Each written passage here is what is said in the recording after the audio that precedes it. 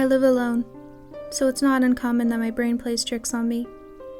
I often hear noises like knocks on the walls, feet shuffling on the carpet, and rustling in the backyard bushes. You know, the usual stuff. I can typically debunk it to neighborhood cats, or just the common creaks of an old house.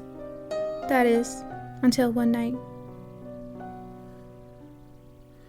I was laying in bed, watching TV, when suddenly, I heard the bushes rustling in my backyard. As I said, whenever I check, it's always a neighborhood cat. So this time, I chose to ignore it. But the rustling continued along with the sound of dragging across the outside wall. It was a bit windy that night, so I assumed it was the wind and drew my attention back to the TV. That is until I heard noises coming from inside my house.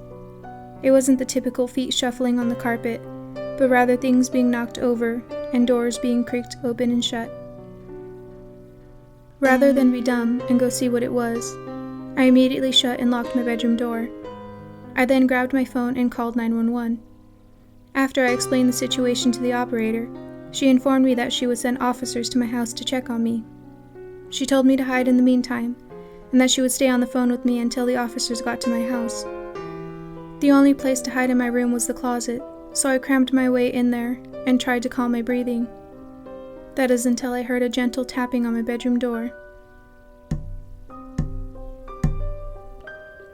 I went completely silent, and the operator on the phone noticed and asked if I was okay. Afraid that the intruder would hear my phone, I hung up on the operator. The tapping continued, and I could hear whoever it was attempting to turn my bedroom handle. Then suddenly, the noises stopped. I checked the time on my phone and waited 10 minutes before exiting my closet. I know I was supposed to stay put, but I wanted to hear if the intruder was still out there. Suddenly, there was a banging on my front door. A voice announced themselves as the police. I remained in my room, staring at my locked door. What if the intruder was pretending to be the police?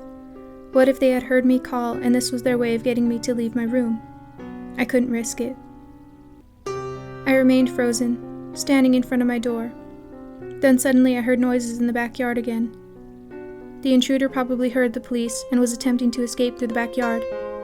I couldn't let them get away. What if they came back to seek revenge for me calling the police? What if they came back just to finish what they started? They obviously wanted me, and that's why they wanted me to come out of my room.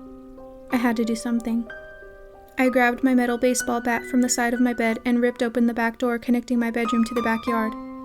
In the dark, I saw the silhouette of a figure, and without thinking, I began beating it with my bat. The figure fell to the floor, and I just kept hitting, and hitting, and hitting. I saw those scary movies where the bad guy gets up after one hit, so I wanted to make sure that this one would stay down. After one final hard whack, I stopped, and returned to my bedroom to turn on the outside light. That's when I saw